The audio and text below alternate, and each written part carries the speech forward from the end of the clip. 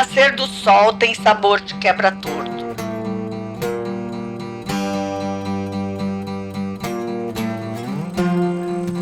O trotar dos animais tem som de alho frito. A lida dos bichos tem calor que pede tereré. E a cozinha tem o rosto dela. A comida é uma festa da boca. E no Pantanal, essa festa tem rosto de mulher. Os olhos de Sabiá não piscam. As mãos, pequenos aguapés, carregam água, leite e vento. Enroscada no fogão, ela se criou. Embrenhada nas panelas, ela criou o Pantanal. Quando eu era criança, eu sempre gostava de ajudar a minha avó. Então, a minha avó foi a referência assim, que eu tive na comida. Por quê? Porque quando ela saía para coletar as frutas silvestres, principalmente, sentia o cheiro da floresta, do mato, porque a aldeia é próximo ao Pantanal, a entrada do Pantanal, e isso me deixava muito maravilhada. E eu achava muito bonito ela recolher aqueles ingredientes e depois transformar em comida. Minha conexão com o Pantanal começou com meu pai e a minha mãe. Meu pai é um pantaneiro nato, amou esse Pantanal assim com toda a força e conheceu a mãe em Campo Grande, se casaram e, lógico, foram para o Pantanal. Então ele conhece aquele Pantanal nas palmas de sua mão. E, lógico, que nós fomos criados no Pantanal. Quando tivemos que vir para a escola, primeiro dia de férias, Pantanal, só voltava no último dia de férias. Então nós aprendemos a amar o Pantanal, assim como meus pais viveram e amaram e curtiram essa região linda. Eu nasci em Corumbá e fui com os meus pais morar na fazenda. E essa infância minha foi assim até os 7 anos, para depois vir para a cidade para estudar. E eu convivia com os meus avós, tanto da família da minha mãe, que foram os fundadores do Porto Rolon no Taquari, onde a gente passava as férias e via todo aquele movimento do gado, da travessia, das comitivas chegando, minha avó fazendo as comidas maravilhosas. E do outro lado, do meu pai, é a família que fundou a região do Abobral.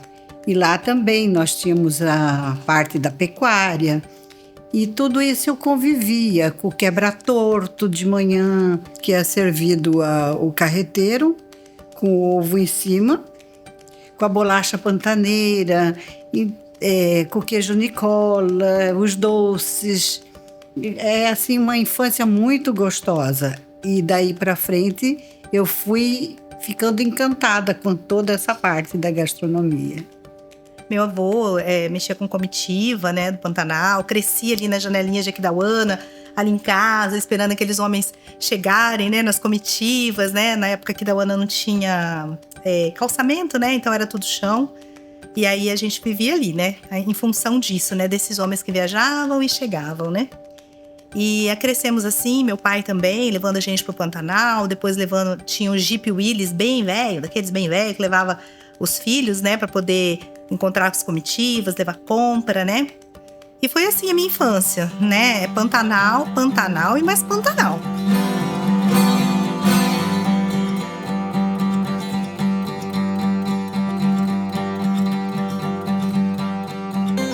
Eu nasci em Rochedinho, distrito de Campo Grande, né? E morei com os meus avós, porque meu pai é filho segundo, né? Antigamente os japoneses todos moravam com os pais, tudo juntinho, né? Aí, nesse período, eu fui criado até 9 anos com a minha avó. Aí, meu pai faleceu nesse período, sabe? Aí, continuei morando com a minha avó. Então eu sempre tenho um carinho especial pela minha avó, sabe? Quando fala da minha avó, a gente dá emoção, sabe? Que tudo eu aprendi com a minha avó, tudo. Desde dobrar roupa, desde limpar uma cozinha, desde estender uma roupa, tudo com a minha avó, sabe? E minha avó fazia muita comida, porque são 9 filhos. Meus tios, maioria casado, meus primos, tudo a avó fazia, sabe? Então a gente aprendeu muito com ela. A gente fazia, vamos supor, uma festa. Tinha carne de porco, tinha o sobá, né, que ela fazia, que é uma reunião muito grande entre a família. E a gente ia comendo sobá com a avó, ia conversando. E a avó foi ensinando a gente assim. Muito, eu aprendi muito com a minha avó.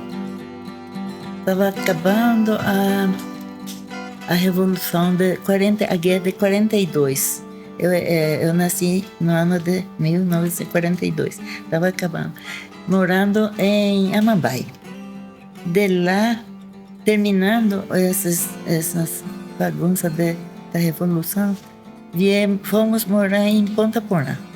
Em Ponta Porã, não. Em Pedro Juan Cavalheiro. É o Paraguai.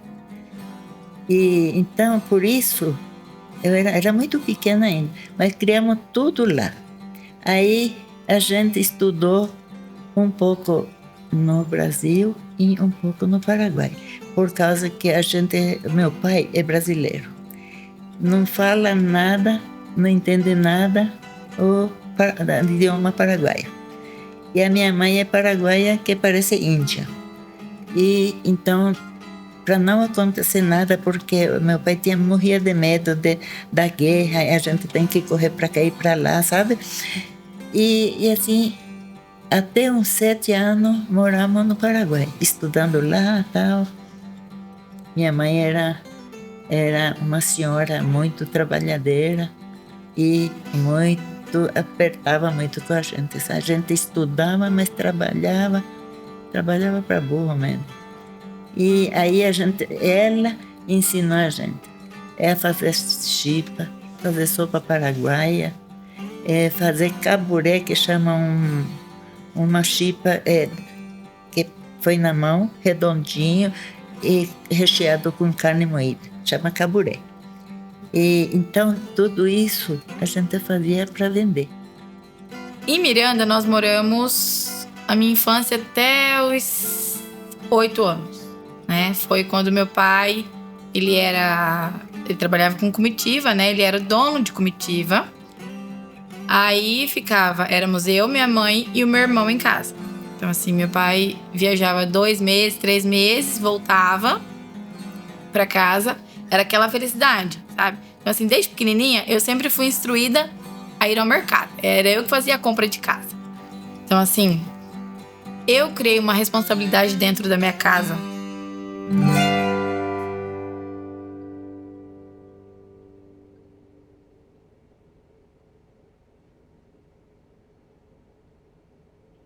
A minha avó veio da ilha de Okinawa, né? De lá eles desceram em Santos, de Santos veio para Campo Grande. Campo Grande tinha um parente que levou para Rochedinho, uma chácara. E lá eles criaram os filhos, tudo com plantação de verdura, de hortas, né?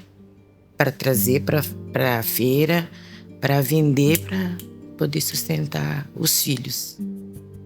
E a gente foi crescendo, né? Nessa vida de feira, de aprender a fazer as coisas, comida, né? A avó sempre fazendo muita comida mesmo, né? Então a gente aprendeu. Mas eu não estava morando em Dourado. Mas como moramos muito tempo no Paraguai, tinha muita gente que conhecia a gente, né? E me chamou para ir trabalhar com ele. Meu pai falou, eu deixo você ir. Mas você tem que andar firme. Lembra que eu falei para vocês como tem que se comportar? Tá? E aí eu aprendi a fazer muitas coisas. Isso me ajudou foi muito, porque aí da cozinha, meu filho, comida de Paraguai não é qualquer coisa que eu vou deixar para trás. Eu faço qualquer coisa. A gastronomia, ela entrou desde pequena. Desde pequena eu fui apaixonado pela gastronomia. Eu achava tudo aquilo muito bonito. Porque a minha avó, quando ela cozinhava no fogão a lenha. Às vezes ela não estava com fogão a lenha, ela fazia um fogãozinho ali e fazia as comidas ali. E ela criava gado. Então, ela pegava um pouco de leite, assim, para consumo próprio. E ela sempre fazia um doce, que era uma delícia. E ela sempre nos recebia com esse doce de leite. Quando eu chegava na aldeia, já tinha esse doce de leite e a gente ficava dias e dias comendo esse doce. Eu acho que a mulher que tá mais presente em tudo mesmo, sabe? É minha mãe, né? Porque eu falo assim, principalmente na gastronomia, né? Minha mãe é uma mulher que, se você chegar hoje na casa dela, você sai assim, rolando, né? Eu falo assim, os netos até hoje vão na casa dela, ela tem 4 geladeiras na casa dela. Porque ela lota todas as geladeiras, pra você ter uma ideia, porque é inadmissível você sair de lá se você não comer tudo que ela fez. Eu falo pra ela que hoje, se eu tô com fome, eu choro. Por quê? É culpa dela, porque eu tenho fome, ela tacava as comidas na boca da gente, né? Não deixava nem a gente chorar. Então hoje eu choro, porque eu tô com fome, eu quero comer. Então, assim, sabe, eu acho que é minha mãe, porque assim, cozinha muito bem, sabe? Faz tudo que você pode imaginar, né? E essa coisa mesmo de você tá ali, né? De estar oferecendo, né? Essa gastronomia para as pessoas, né? Então, minha mãe ajudava nisso. Ela aprendeu com eles, né? Usar do recurso que tinha. E ela trouxe também, pelo conhecimento, pela criação que ela teve, a fartura para o Pantanal. Então, em todos os lugares, ela não ficou só num lugar. Ela foi morar numa fazenda, um retiro de uma fazenda do meu avô, o primeiro lugar que ela foi morar depois que casou. E ali ela viu que, se ela não produzisse, ela teria muito pouco, estaria bem restrita na variedade de alimentos. E aí que começou tudo, né? A cozinha começa aí. Uma das lidas do lar é o alimento. Ninguém fica sem se alimentar.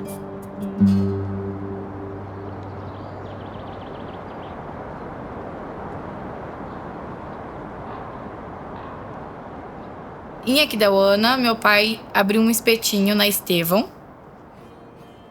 Nós morávamos no fundo. Aí era a lanchonete na frente, a gente morava no fundo. Aí eu atendia com meu pai, né? Depois que eu saí da escola, eu comecei a atender o público ali, né? Tipo, no balcão e tudo mais. Até lá, eu não gostava nada de cozinha. Tipo assim, pra mim era como se eu tivesse uma obrigação de ajudar os meus pais.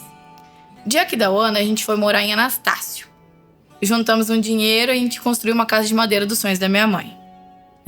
Aí que tá a história. O meu pai falou, a gente vai embora daqui. A gente não ficou 1 ano na casa. Aí a gente vai embora daqui. Mas como a gente vai embora daqui? Não, a gente vai com a cara e com a coragem pra Campo Grande. Porque o meu pai tinha um sonho maior. Ele queria crescer na vida, né? Então assim, ele cansou daquela vida de ficar indo e voltando, sabe? Na época, o meu pai vendeu aquela casa, que era o sonho da minha mãe, por um valor X, tipo 15 mil reais. E minha mãe até ficou brava com ele na época. Falou assim, mas como que você vendeu a nossa casa, meu sonho, por esse valor? Não, com esse valor a gente vai ganhar o mundo. Tá. A gente veio com a cara e com a coragem pra cá. Aí na época, a minha mãe já veio doente. Teve síndrome do pânico. Aí nisso tem 23 anos que ela tem síndrome do pânico. Porque era muita responsabilidade, sabe? Tipo, a gente sempre morou no fundo da lanchonete onde a gente tinha que dar o ano. Então, assim, aquilo ali, né? Tipo, começou a criar na cabeça dela. Falar assim, eu não tenho vida, a gente não tem vida, né? Porque era trabalho e no fundo da casa. Trabalho e no fundo da casa. Então, a gente não tinha aquela coisa. A gente vai pra nossa casa, dorme, levanta, toma café da manhã e vai pro trabalho. Não, a gente sempre teve essa, sabe? Então, assim, de certa forma, a gente sofreu bastante. E quando eu vim aqui para a cidade, aprender o português, estudar, eu queria, de todas as formas, ser uma cozinheira. E a minha mãe não queria que eu fosse cozinheira, porque naquela época, quando eu era criança, ela falava assim que cozinheira for no fogão não era talento para ninguém. Então era para eu decidir ser outra coisa. E aí, como eu não decidi nada, só em ser cozinheira, ela decidiu uma profissão para mim. Ela falou assim: você vai ser contadora. E aí eu estudei técnico em contabilidade. E aí ela falou assim para mim: você vai ser contadora. Até eu trabalhei aqui em alguns escritórios, mas assim, sempre com o olho na comida, na gastronomia, porque era a minha paixão. A minha paixão desde sempre foi a gastronomia. E eu queria desenvolver ela, custe o que custar. E aí depois eu entrei na faculdade, fiz faculdade de turismo. E aí no turismo eu me encontrei. Por quê? Porque tinha um segmento voltado para culinária, para gastronomia. E aí eu falei assim: é nisso que eu vou fazer, é isso que eu vou fazer. E aí todos os trabalhos que os professores pediam, quando era trabalho assim para apresentar para a escola inteira, de outras graduações dos alunos, eu sempre levava a comida da aldeia. Na realidade, eu acho que a Maria Adelaide pantaneira é o lado que ela mais gosta. Eu gosto da natureza, eu gosto de estar, né, na fazenda. É uma coisa que nós somos criados nisso, então isso está intrínseco dentro de mim. Mas as circunstâncias me levou a desenvolver profissionalmente o conhecimento da gastronomia, mas eu creio que veio por essa influência da mãe ali, né? Da fartura, do aproveitamento. Aquilo ali chama atenção. E aí, lógico, vem surgindo outros, vamos dizer, depois de todo esse tempo, meu pai passou a ser dono do Hotel Campo Grande. E ali veio uma outra realidade. Mas vejam bem, esta época ainda não se falava em gastronomia, se falava em culinária, né? Mas já havia uma culinária internacional. Já havia aqui alguns pratos que já eram conhecidos internacionalmente e apresentados nos melhores restaurantes. E eu fui parar também no Hotel Campo Grande. E qual a área que meus olhos encheu? A cozinha do Hotel Campo Grande, né?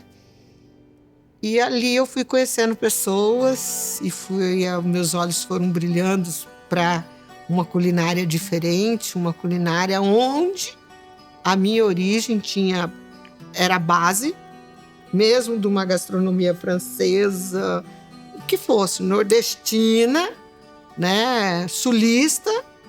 A base que eu tinha de conhecimento com a minha mãe era a mesma, né? Só havia outros ingredientes e outras técnicas, e aí as técnicas foram surgindo.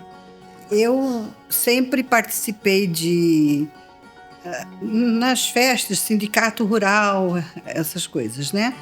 E eu pulava muito na hípica, que eu sempre fui amazona na minha época de juventude, viajava muito. E nas festas lá era muito divulgado a nossa gastronomia, né? Então, me formei em turismo e fiz uma pós-graduação aqui na UCDB. E aí me veio na memória assim, foi por que não fazer a parte de alimentos e bebidas e começar a divulgar? E foi aí que eu me interessei mais e resolvi, no Recanto Vale do Sol, colocar em prática toda essa nossa parte da gastronomia, que eu amo, divulgar tudo que é nosso.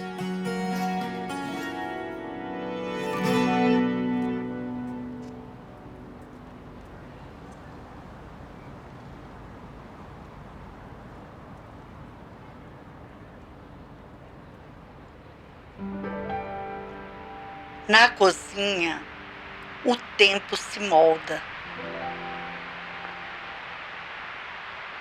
As mãos falam, a massa responde. Ao entrar na cozinha, um mundo se abre. Alquimia de sons e passos, ferramentas e cores. A massa lampina e sonha. Bate, corta, suspira e canta. Com água na boca, as palavras, ora molhadas, ora ácidas, abrem o apetite. o tempo se molda nas mãos dela. Quando eu casei, meu marido já trabalhava na feira. Ele já vendia frutas e verdura. Aí a família dele montou uma banca de sobá. Nesse período, meu filho mais velho, Júnior, ele tinha 2 anos. Aí meu marido falou assim, agora nós vamos ter que fazer macarrão. Eu pegava, fazia massa de 1 quilo, porque o nosso cilindro era tudo manual. Eu esticava ela e cortava no cilindro e cozinhava. Meu serviço era cozinhar macarrão. Então eu lembrava assim, puxa vida, se minha avó tivesse aqui, Júnior era pequeno, ela estaria me ajudando a cortar essa massa. Ela estaria me dando força, me orientando, né? Falei, poxa vida, por que ela não tá aqui? Mas Deus quis, né? Eu falava, Deus quis, então vou fazer melhor ainda para ela gostar mais. Sabe? E olha, não é fácil fazer tudo na mão. Acho que ele mandava fazer 5 quilos. Eu tinha que fazer de manhã e mandar para a feira, para os meus cunhados. Aí à noite eu tinha que fazer mais. E fora que trabalhoso, né? Você tem que cortar, abrir, porque é tudo na mão. Na época era tudo na mão, sabe? Só o cilindrinho pequenininho para cilindrar a massa. Mas era muito assim, sabe? Eu lembrava muito dela. Porque minha avó fazia no rolinho, né? Na garrafa, né? Nem no rolinho. Era na garrafa, esticava na garrafa. A massa, enrolava e mandava a gente cortar. A gente cortava, abria, passava a farinha de trigo, né? E ela ia cozinhar, para não colar a massa. E assim eu fui fazendo o meu processo, sabe? Fui aprendendo a trabalhar com a massa, fui aprendendo, melhorando as receitas, sabe? Mas não perder a essência, para não perder essa essência. Nós ficamos 2 ou 3 anos mexendo com sobá. Aí ele falou, vou pro Japão. E nossa, e agora? Júnior pequeno, Anne pequeno, como que eu vou fazer? Né? Falei, bom, se for pro melhor, então vai. Ele foi primeiro, 1 ano depois eu fui. 1 ano depois eu fui. Deixei meus 2 filhos aqui com a minha mãe. Porque na época que eu fui, se eu tivesse levado, eu não sei como que seria. Eu não falava a língua. Não escrevia. Nilo também, mesma coisa. E na região que a gente foi, era pouquíssimo brasileiro. A gente era muito pobre, mas muito trabalhadeira. Meu pai, minha mãe, tudinho, sabe? A gente ia no matadouro. Eu com meu irmão, que eles são 2 irmãos mais velhos do que eu, a gente ia longe, a gente ia lá e comprava bucho. Como a gente era muito pobre, meu pai fez aquela forquilha assim, e põe uma correntinha e ali dependurava a panela para esquentar a água. Corta os pedaços do bucho e passa naquela água fervendo e dependura na parede e vai raspando, fica branquinho. No açougue tem branquinho. Limpava lá em casa, que é um trabalho pra caramba. E eu mesmo saía a vender. Assim é a nossa vida. Foi muito bom. Trabalhamos bastante e aprendi muitas coisas. Aí começou a aparecer lá o japonês.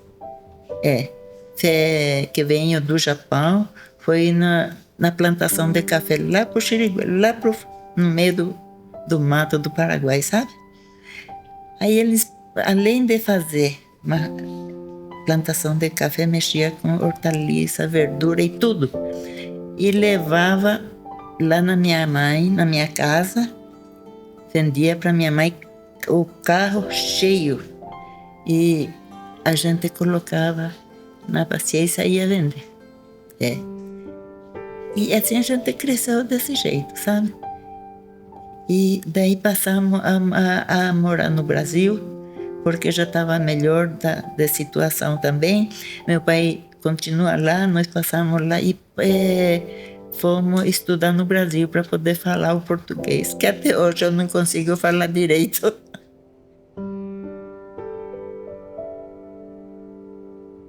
Ai, acho que no começo você sente, né? Tipo, poxa, meu pai não tá aqui, e agora? O que eu vou fazer? Continuo ou não? Né? E assim, na minha cabeça eu não pretendo largar a gastronomia.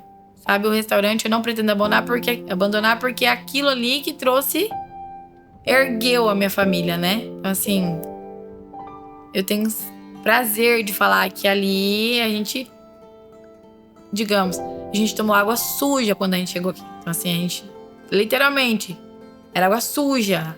Era eu, minha mãe, meu irmão e meu pai no restaurante sozinho.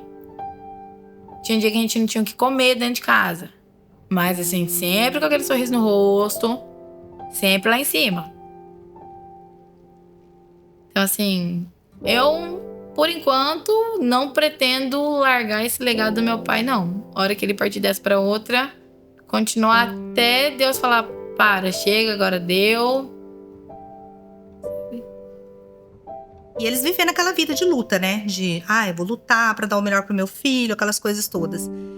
E minha mãe, pra ter uma ideia, ela tirava leite 3 horas da manhã, né? Na chácara ali perto. Ela que vendia, distribuía o leite na cidade, enquanto meu pai saía correndo pra voar, pra poder fazer aquelas coisas todas. Por isso que eu falo que punha os filhos pra ajudar e vamos fazer isso, fazer aquilo. Só que acontece, meu pai viajava muito, né? Ele sendo piloto, né? E é um dos melhores pilotos lá de Aquidauana, né? Modéstia à parte, ele era, né? Mas assim, ele caiu umas 4 vezes de avião. Caiu, né? Porque ele era louquinho, né? Então, caía mesmo, caía. Ainda bem que não morreu nenhuma vez. E minha mãe falava assim, puxa, eu queria muito que seu pai parasse de voar. Queria muito que seu pai parasse de voar. E fora que tinha as meninas também, né? Bonita por aí, certo? Né? Que ela não tinha controle, né? Então tem isso também, né? Eu acho que era mais isso. Quando ela ver essa entrevista, vai querer me matar, mas tudo bem. Então, aí o que acontece? Meu pai, ele viajava, né? Voava, mas mexia com as comitivas ainda. Então ele trocava burro por cavalo, aquelas coisas de comitiva, né? E ia lá nas comitivas.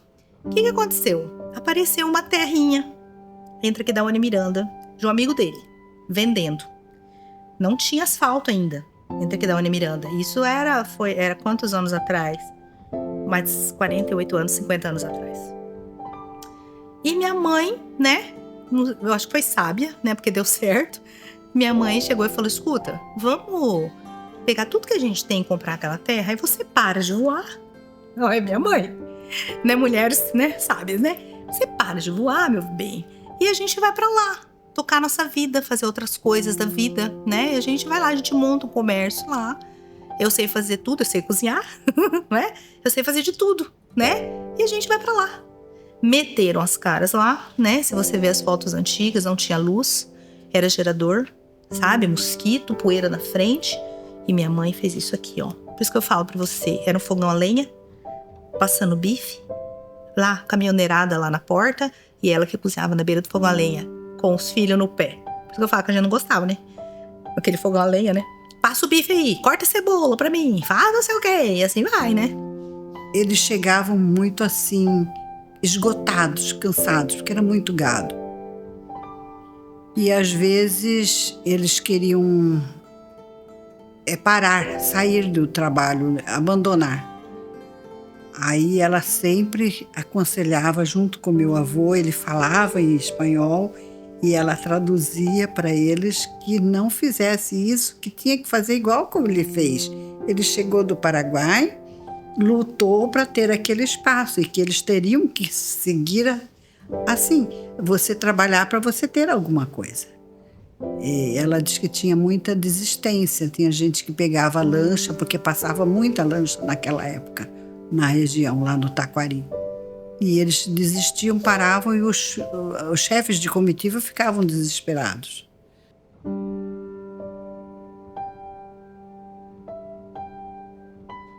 Eu já enfrentei muito preconceito.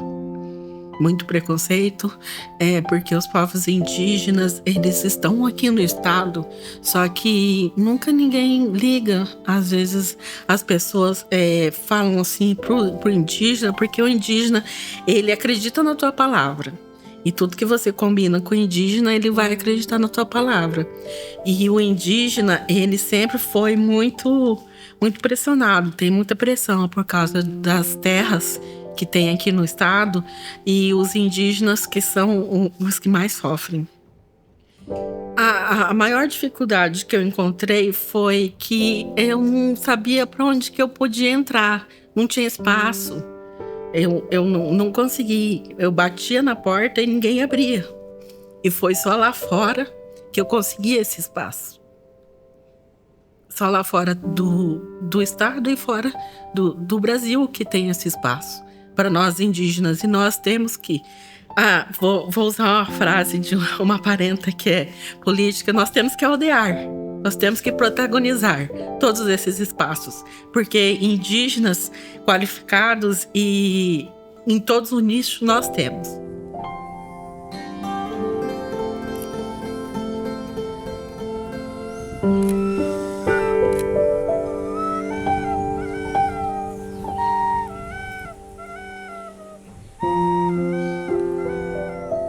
Eu trabalhei numa fábrica que eu era a primeira brasileira que entrei.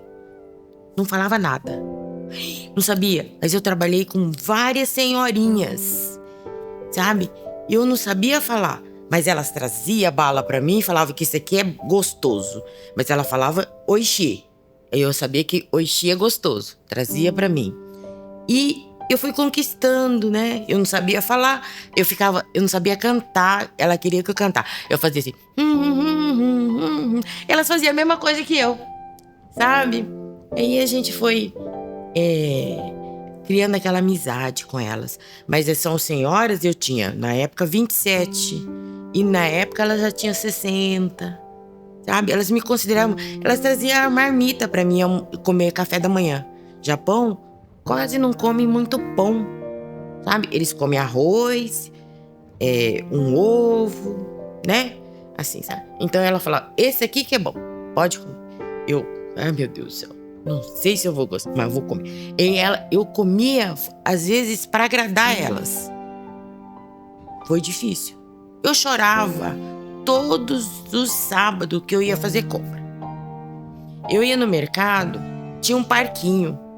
Nesse parquinho tinha alguém que falava, mamãe. Não, falava, ô Caça, que é mamãe. Gente, eu achava que era o Júnior. Eu olhava. Me doía demais, sabe? Nossa, aquela época foi difícil. Pra mim foi difícil. 3 anos que eu fiquei no Japão, eu vim embora pra cá. Nossa, foi a melhor coisa. Passou aquela coisa de saudade, sabe? Aquela saudade enorme. Então foi um período assim muito difícil pra mim. Mas com tudo que eu passei, eu só agradeço. Porque meus filhos estão bem, ficaram bem. Minha mãe que cuidou, sabe? E a gente teve uma oportunidade de desenvolver financeiramente alguma coisa. Que a gente comprou a banca e fizemos isso, sabe? Fomos trabalhando, fomos conquistando. E hoje a gente pode falar alguma coisa que a gente está bem. Gratidão. Sabe?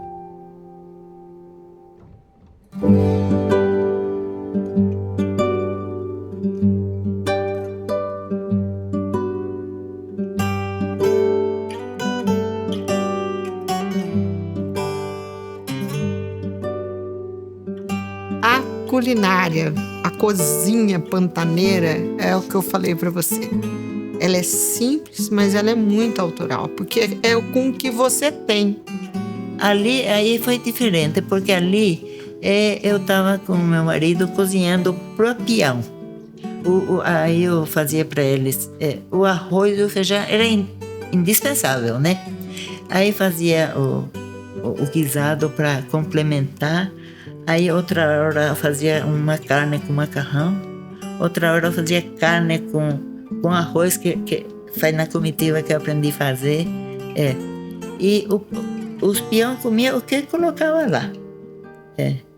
Então, a gastronomia é isso do Pantanal. Você ser criativo, né? Fazer uma abobrinha, que seja uma cabotiã, que seja uma abóbora só puxadinha na banha, porque no Pantanal é banha, você quase não tem óleo, muito menos azeite. Mas você saber dar o tempero do alho é muito gostoso. E os doces. No fundo, a gente tem 3 pés de goiaba. Então, assim, eu aproveito essa vantagem que eu tenho e faço doce de goiaba. O creme de leite também, eu que faço, caseiro. O doce de batata doce, além da batata doce caramelizada do meu pai, quando sobra, eu aproveito e faço um doce de batata doce. Doce de abóbora com coco. Ali não tem, eu quero um pudim, eu quero um bolo de chocolate. Ele não tem nada dessas coisas mais elaboradas. Ali é somente coisa rústica. Mandioca, eu pico a mandioca pra pessoa comer com melado com farinha. Salada de quiabo. Por não gostar de quiabo, eu aprendi a achar bonito aquele prato, sabe? E a salada de cenoura também. São os 2 pratos, assim. Tem o prato tem a salada de alface, que eu coloco as frutas, né? O povo até brinca, fala assim, gente, olha aqui, tem coco nessa salada, tem melão nessa salada, tem mexerica. Porque assim, eu gosto de trazer uma coisa diferente, sabe? Assim, não é aquela coisa mesmice, assim, aí você chegou, tem alface e tomate. Não. Eu gosto de a pessoa abrir ali e falar assim, gente, uma criança, por exemplo, vai uma criança lá e fala assim, olha, meu filho não come salada. Mas ele viu uma fruta na salada, ele fala, mãe, eu quero aquela salada que tem aquela fruta. Quando eu fiz a pós-graduação, eu comecei a fazer as pesquisas. O que é que veio do Livramento? O que veio de Poconé? A parte da Bolívia. O que nasceu em Corumbá, que é o peixe urucum também, que nós temos em Corumbá, que nasceu lá, que surgiu lá na região do Urucum, com o mestre João. Então eu fui fazendo pesquisas e aí eu fui gostando. Falei, por que não divulgar tudo isso, né? Então vamos lá, o queijo Nicola, os doces, o furundu, o doce de leite, a cachorrada, que a gente come muito, né? O macarrão de comitiva e o carreteiro. Isso aí tem que ter. E aí tem gente que faz assim também o bolo de queijo, a chipinha. Os que são mais da parte da Bolívia já fazem a saltenha também. Então cada um da sua família vai criando o que a sua família gosta de comer. O rihi, por exemplo, que é uma comida tradicional do povo terreno, ela foi passando para nós, principalmente as mulheres. Minhas tias, minha mãe, as minhas primas, todas elas recebiam essa receita, esse modo de preparo do rihi, que é um prato emblemático da nossa cultura. Né? Porque assim, aqui da Unimiranda é bem forte, né? Bem rodeado de aldeias indígenas, né? Como é que eu vou falar do Pantanal sem falar deles, né? Aí a gastronomia, como que você vai falar, né, de cultura? Como é que você vai falar de Pantanal sem gastronomia? Como é que você vai falar de Pantanal sem falar de fundum? Como é que você vai falar de Pantanal sem falar de cachorrada? Como é que você vai falar de Pantanal sem falar de sopa paraguaia? Sem falar da chipa? Se você me der chipa todo dia, eu como todo dia, eu não enjoo. Aí se você me der carreteiro todo dia, eu como todo dia e não enjoo. Entendeu? Então é uma coisa estranha isso, né? Não tem como. A gastronomia é a nossa vida mesmo, né? Bom, no Paraguai o que mais não é grande diferença, mas tem alguma comida que é diferente. Porque a gente não morou lá no fundo do Paraguai, onde é na fronteira. O Ponta Porã e Pedro Juan Caballero mudar o passo, você está no Brasil. A comida que corria para lá era, hoje em dia aqui chama caribéu, lá chama guisado de mandioca. É uma comida muito boa que o povo gosta, sabe? Fazia o de milho, o locro, chama locro, que é com a carne. Você frita bem a carne, ossobuco principalmente, e cozinhava com aquela é canjica, mas só que locro. Canjica é de doce e locro é de sal. Só que o milho é a mesma coisa. Então, e botava lá, cozinhava e temperava bem, com tudo que você imagina. Todos os temperos que hoje em dia eu conheço aqui, a gente tinha lá. Porque, como eu falei para você, moramos na linha, muito perto do... Não quer comprar aqui no mercado do Paraguai, é só atravessar a rua, comprar e no Brasil tem mais coisa. É assim. Até hoje eu não sei fazer e não vou aprender mais. É o bolinho de chuva que ela fazia. Que fala Sato-Handagi em japonês. Não dá certo, mas é gostoso. Da minha avó não tem igual, mas agora tem minha mãe também, né? Minha mãe também aprendeu muito com a minha avó. Minha avó ensinando muita comida japonesa também. Cenoura, vem nabo, vem aquela barbatana, sabe? Frango. Na época era muito frango caipira, né? Frango caipira, porco, sabe? Aquele tempero, aginomoto, gengibre, fica aquele sabor, né? E o arrozinho, onigiri que fala, que é com arroz, cenoura, vagem, né? Arrozinho japonês. Fazia o feijão, fazia uma carne, fazia verdura que a gente apanhava da própria roça, né? Quiabo. Eu lembro uma vez que eu fui apanhar quiabo com meu avô. Menina, que negócio coça a gente, sabe? Falei, vó, esse negócio não dá pra comer, não, vó. Isso aqui pinica, menina, coisa gostosa é o quiabo, sabe? Ela fez com frango, caipira, e ela falou, vamos fazer pra você aprender que dá pra comer, que é gostoso. A gente comeu aquele quiabo gostoso, maravilhoso. Agora, frango com quiabo eu faço todo dia se deixar lá em casa. Gosto muito. Colher mel no Pantanal é só para os fortes e corajosos, né? Eu mesmo só ficava de espectadora bem longe. Mas o mel é outro item super importante no Pantanal que é colhido lá. De uma forma rústica, um braseiro, mas que, gente, o dia que chega com aquele favo de mel na sede, é outra festa. Junta a criançada toda que estiver lá, e aí aquela delícia da gente aproveitar, escorrer o mel, depois a gente chupar o mel do próprio favo, daí tirar a cera, a importância da cera da abelha no Pantanal, né? Para poder selar uma série de coisas. Numa carneada, outra coisa bem característica do Pantanal é que toda a traia de arreio ela é besuntada com o sebo da vaca. Então, aquilo que eu falei, o verdadeiro pantaneiro é aquele que aproveita tudo da vaca, inclusive o sebo para amaciar a traia de arreio, para amaciar o couro, para se fazer um laço. Um artista, o pantaneiro, né? Minha mãe, ela sempre dizia, nada pode faltar, você tem que criar. É tipo assim, você não tem tal coisa, então tem tal coisa. Você não tem o carneiro, você tem o porco.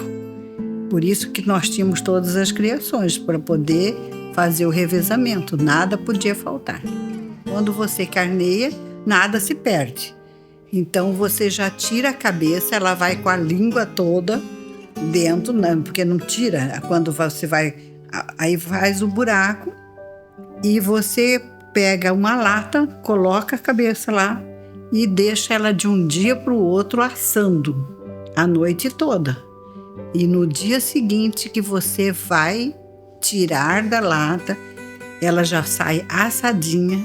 Você puxa, abre a boca e já tira a língua, já tira todo o couro e todo mundo ama, aproveita tudo. Quem nunca provou tem que provar.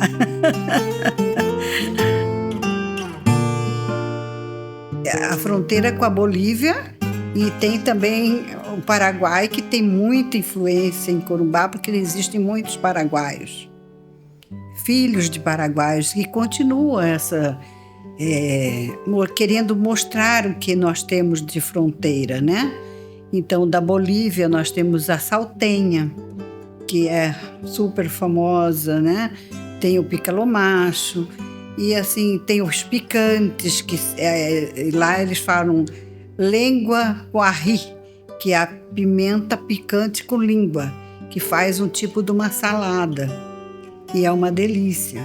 Então, isso é da Bolívia. E do Paraguai tem o vori-vori, a chipaguaçu.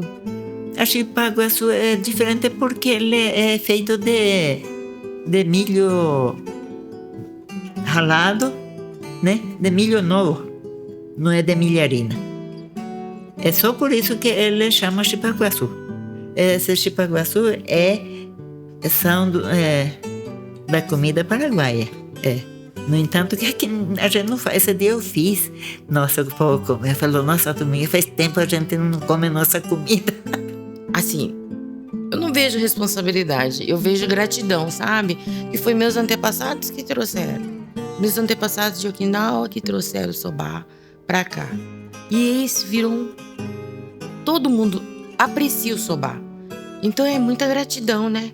Olha, eu olho assim, eu falo assim, se eu não tivesse aprendido, se a minha avó não tivesse existido, eu não tinha aprendido o soba. Se, vamos supor, o outro também pensaria mesmo, outro descendente de Okinawa pensaria, nossa, se fulano tivesse me ensinado, eu não saberia fazer soba. Porque foi nossos antepassados que trouxeram.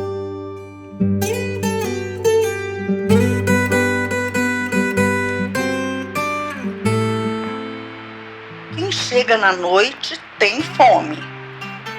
Quem sai de manhã tem fome. Quem tira o leite tem fome.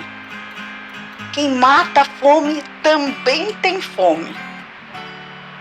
Mãos aguçadas revolvem as entranhas da terra. Provam da carne à linguiça, daquelas que têm nome de cidade, para que toda a labuta seja aproveitada.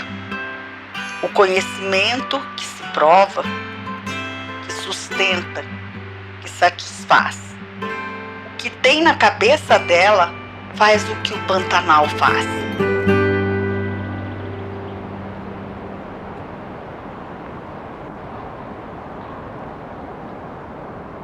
Eu acho que... O que significa ser pantaneira? É ser apaixonada, realmente, sabe? Pela gastronomia, é você não ter vergonha, sabe? De ser simples. A lida é pesada do Pantanal. Não é fácil a lida do Pantanal. Né? Você tá ali, né? Por isso que eu tô muito feliz nesse documentário, porque eu me sinto representando, assim, um monte de amigas, né? Que moram, que vivem ali ainda, sabe? Que não tem oportunidade, às vezes, de estar aqui falando o que eu tô falando, né? Mas são mulheres fortes, sabe? Pra estar ali, sabe? Enfrentando chuva, frio, né? Hoje as estradas já estão chegando um pouco mais no Pantanal, mas sabe o que é você andar 5, 6 horas, né? De carro pra você chegar numa cidade, né? Você morar lá no meio, né? A compra, você faz lista de compra, porque não é todo dia que você tem aqui na cidade. Fala, eu vou ali comprar um negócio no mercado. Não, o Pantanal não é assim, não. Às vezes você vai ficar sem mesmo, porque não tem, e você acostuma com isso. Sabe? Então eu acho que ser pantaneiro é isso. É você ser forte, você resiliente e mesmo assim amar o lugar que você está. Então, eu acho que esse aconchego que o Pantanal proporciona é isso. Esses momentos que a gente não tem... na época não tinha mesmo, não tinha celular, não tinha televisão. Por quê? O Pantanal tem um outro lado maravilhoso. Ele ensina muito o ser humano, ele ensina muito. Então, os pantaneiros, eles são sábios, porque ele vive numa natureza que Deus deu. Então Deus dá a eles essa inspiração do que é o Pantanal. É um manjar para todo pintor, porque foi pintado pelo dedo de Deus, né? Esse nosso Pantanal.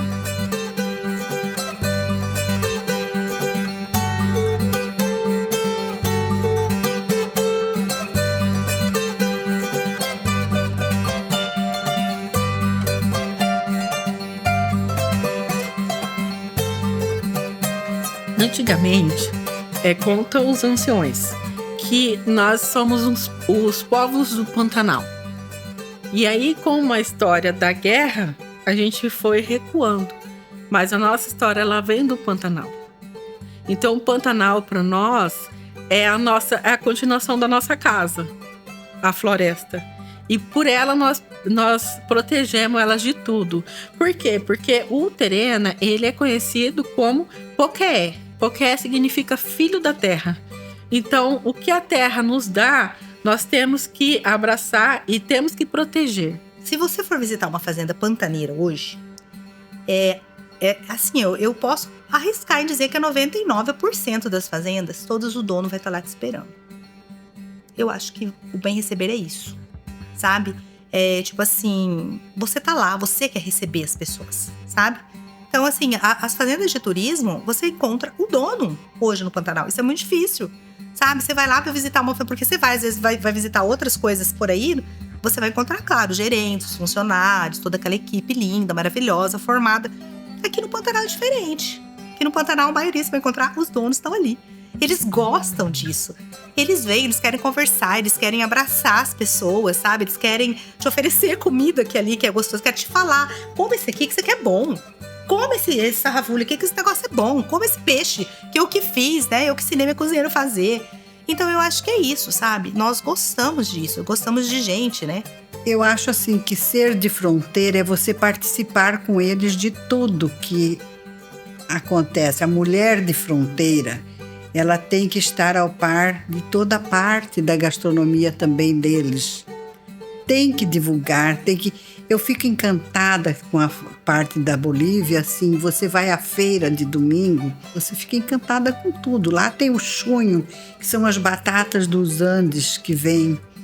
Eles têm umas coisas diferentes. Aí eu fico encantada com a cultura corumbaense, né? Porque ela assim, influencia de várias partes. As influências que me encantam.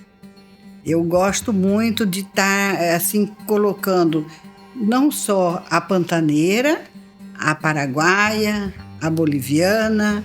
Então eu gosto de fazer essa mistura de várias assim, partes do nosso, que nós fazemos a fronteira, né?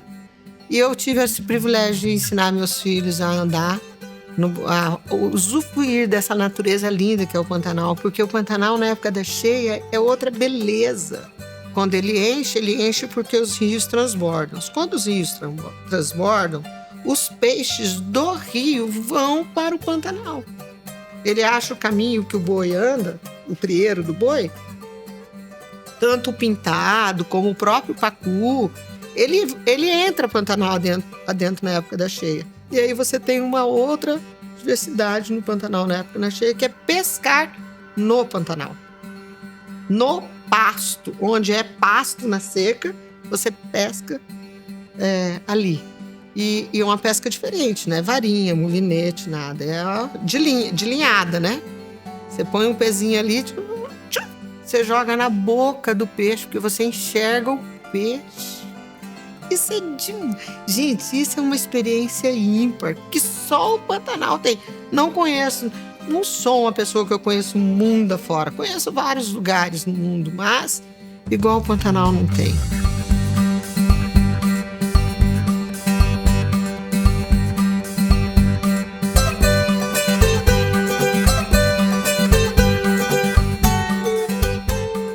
Sabe quando você tem aquela imagem que você fecha seus olhos e você se vê de calcinha pequenininha, lá no meio do nada, com aquele poeirão subindo? Sabe, de repente você abre o olho e você olha um cavalo vindo de um lado, você olha um boi do outro, aí você olha uns homens carneando a vaca, sabe? Porque era assim, né? E a gente no pé do pai, né? Do avô. E eu acho que é isso, né? Essa é a memória maior, sabe? Eu sou desse lugar. Eu não tenho vergonha disso. Eu sou pantaneira, sabe? É o lugar que eu amo. E que assim, eu tenho uma missão. Eu entendo como uma missão hoje que eu tenho de levar esse Pantanal pro mundo. Através do que eu aprendi, né? Do que eu aprendi do bem receber, quando eu mexo com a hotelaria, de receber os turistas, de falar disso. É uma missão, sabe? de falar da minha cultura, da minha tradição, de levar essa gastronomia para o mundo. É uma missão de vida. E eu acredito nisso, assim, profundamente. Né? Sabe quando você entende o que você veio fazer no mundo? Eu entendi. Eu sou pantaneira, de alma e coração, e você, onde eu estiver, e isso eu vou levar para o mundo enquanto eu viver. Acho que mais ou menos é isso aí. Não, a despedida é essa. É cunhar fronteiriça. É mulher da fronteira. Eu sou uma mulher da fronteira. Do Paraguai com o Brasil.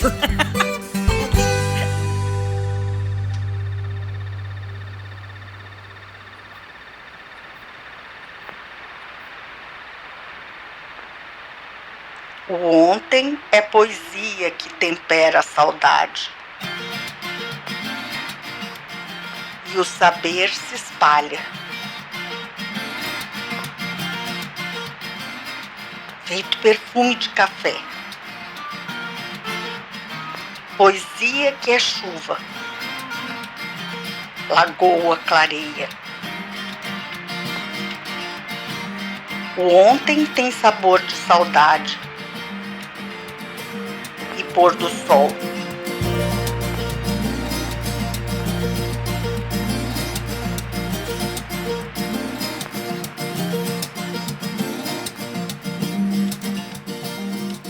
Eu vi, não sei se isso é verdade, né?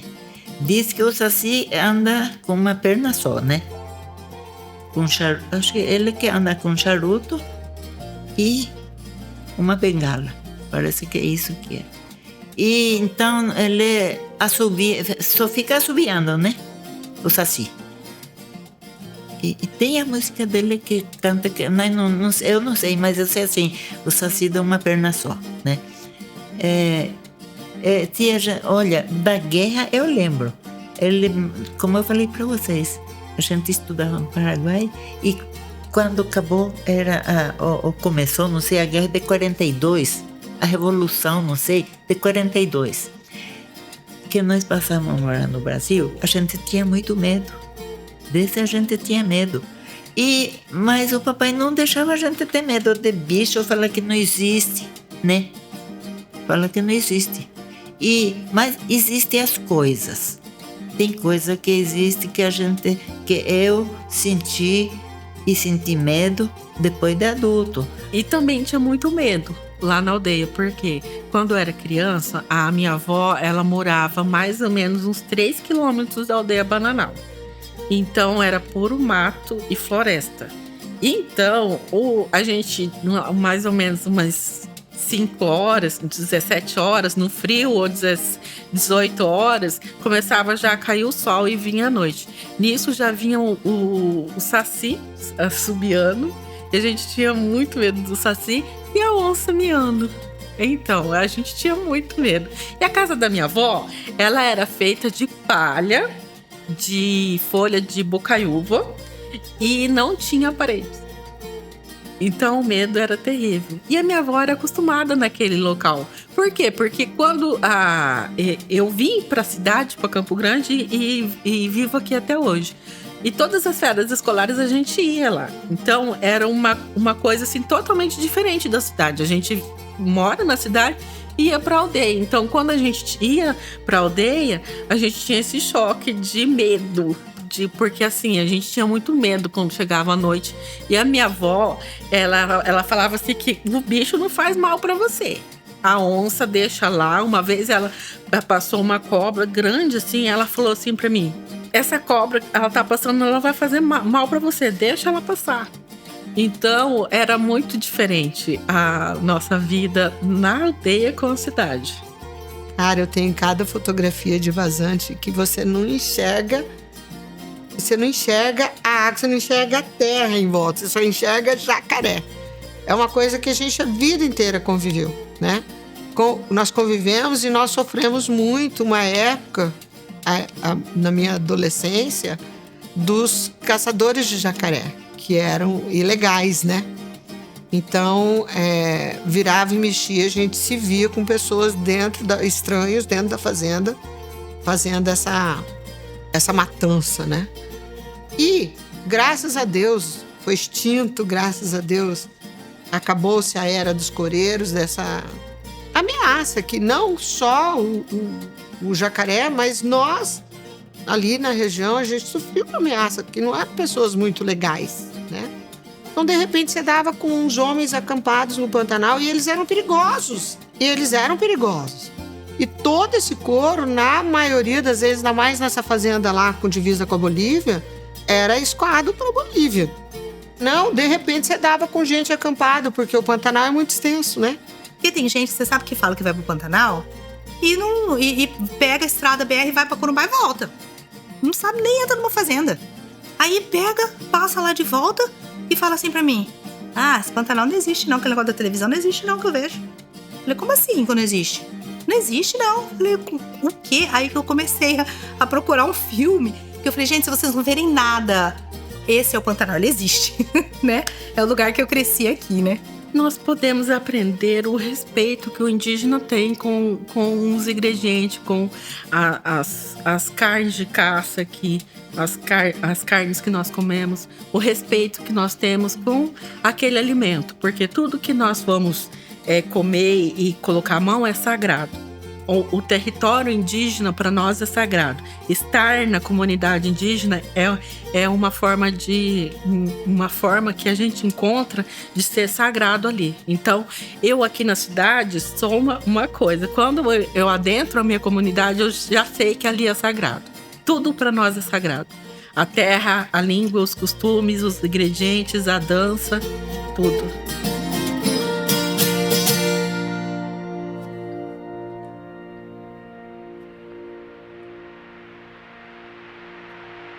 Amanhã o João de Barro canta de novo. Ele vem com a comitiva, cantando com fome, boca seca que alaga com chuva. Hoje tem sabor de carne e prosa. Amanhã o João de Barro canta de novo.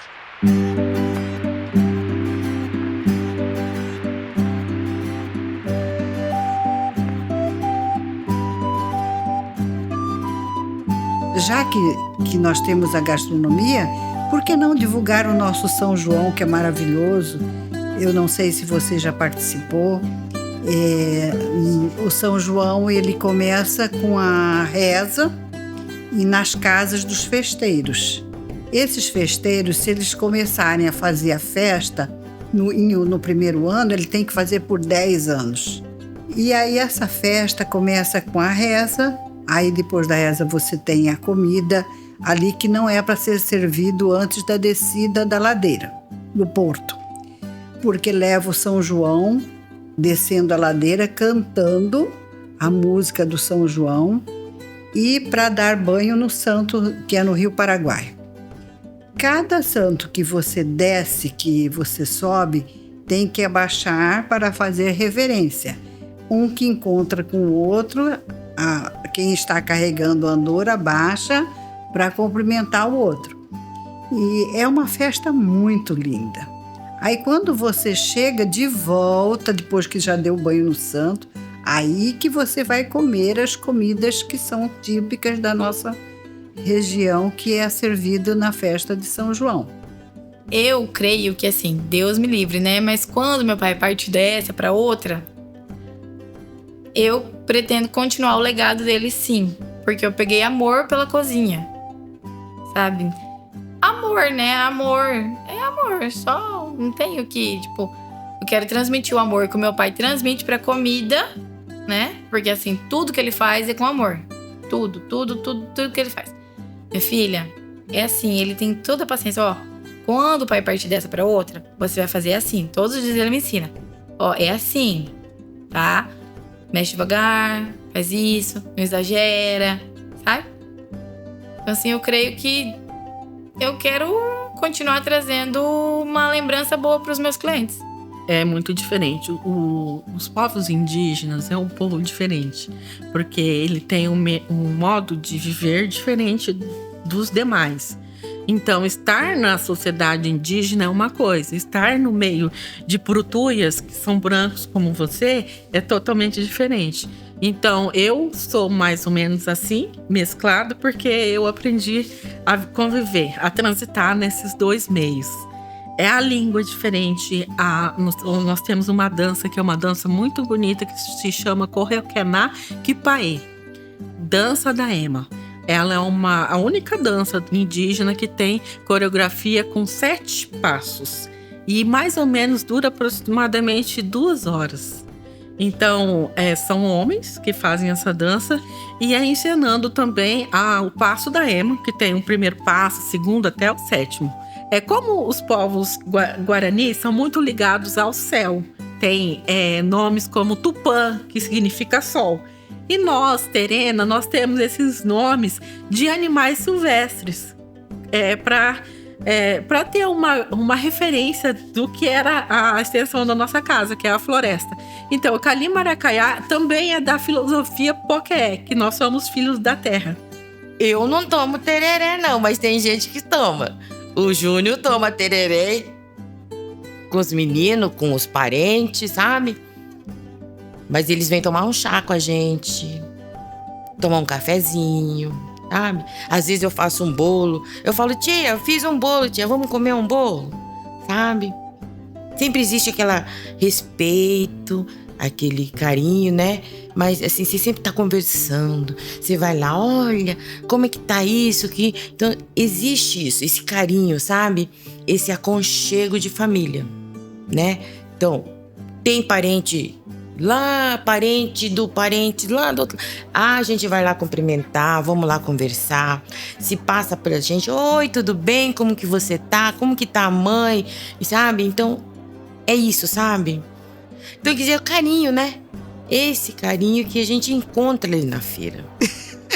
Essa é a cozinha pantaneira, não tem medida. Você tem que botar o teu amor, o teu prazer de cozinhar, que tudo tá certo, né? Então, Pantanal, eu vivo no Pantanal. Eu falo do Pantanal, eu respiro o Pantanal. O meu Pantanal é esse. Pantanal, né, de Mato Grosso do Sul, né, acima de tudo. Né, porque eu sou meio barrista, é o nosso estado, é o estado que eu vivo, é o estado que eu amo. E é esse, é a minha vida. Eu sou paraguayita, no nego mi nación. A papá le doy un beso, a mamá mi corazón.